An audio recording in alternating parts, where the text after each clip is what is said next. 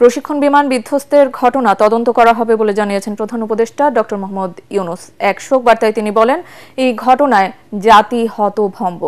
হাসপাতালে রোগীদের নির্বিঘ্ন চিকিৎসার স্বার্থে অযথা কাউকে ভিড় না করারও আহ্বান জানান প্রধান উপদেষ্টা। হতভম্ব বা ক্রুদ্ধ, মা বাবা এখনো খোঁজ দিচ্ছে আমার সন্তান কোথায়। এরা আমাদের সবারই সন্তান, হঠাৎ করে চিরদিনের জন্য চলে গেল। আমরা অবশ্যই তদন্ত করব, তদন্তটা তারা ফিরে আসবে না। আমরা চিকিৎসার ব্যবস্থা করছি, সবাই ঝাঁপিয়ে পড়েছে,